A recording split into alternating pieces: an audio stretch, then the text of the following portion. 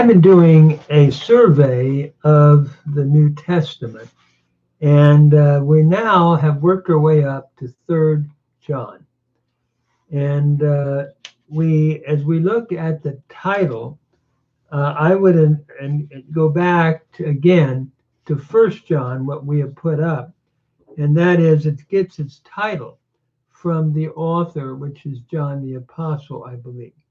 And again, the same way with the authorship, going back to 1st John, what we had done in the video, that John the Apostle, I'm understanding to be the author, and the date being the same as 1st John, writing it, and actually all of these epistles going back to the same author and same time frame, which would be right around 90 AD.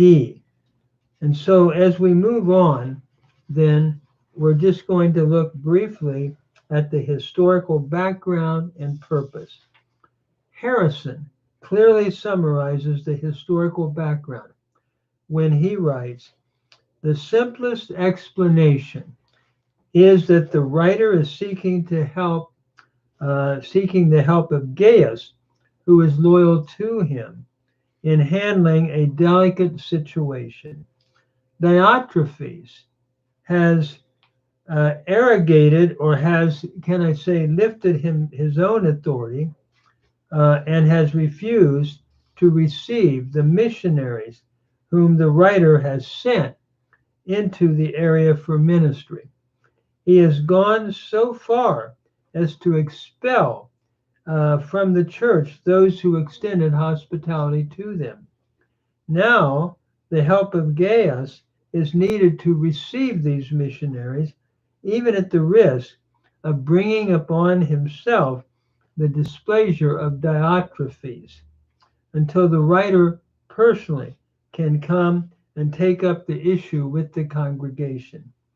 A letter to the church about the care of the missionaries has been flaunted by Diotrephes. Hence, the present communication then is addressed to Gaius to follow what John is saying.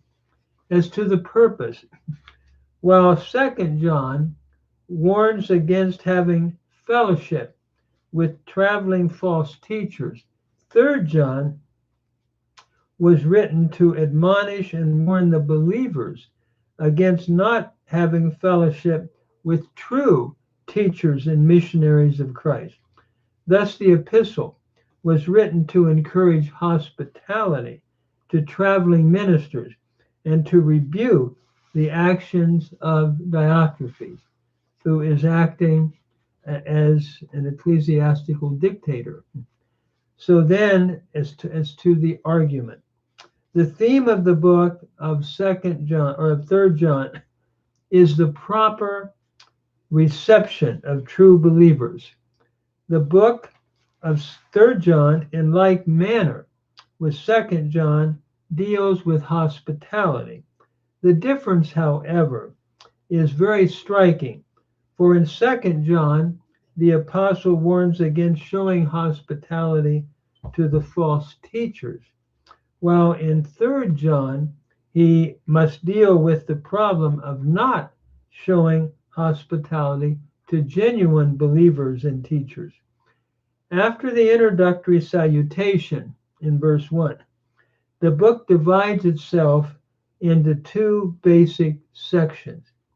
In the first section, John commends Gaius for his work in the truth, verses 2 to 4, and for the hospitality which he has been showing to traveling ministers and to strangers, in verses 5 to 8.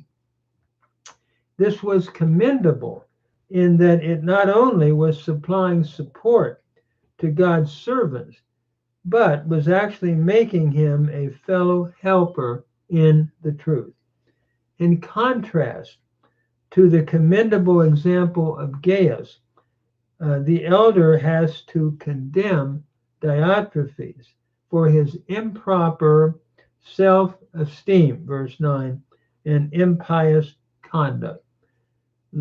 Loving to have the preeminence among others, Diotrephes would not receive the ministers, and he even went so far as to cast out those who received them, to cast them out of the church.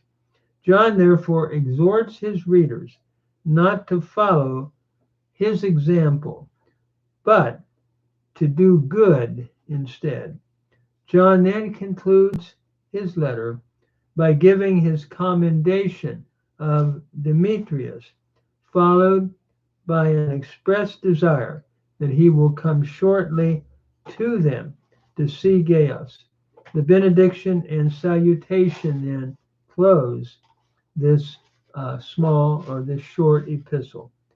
So just to briefly summarize the outline, we had the introduction in verse 1, followed by the commendation of Gaius in verses 2 to 8, and then the condemnation of Diotrephes, verses 9 to 12, followed then by the conclusion.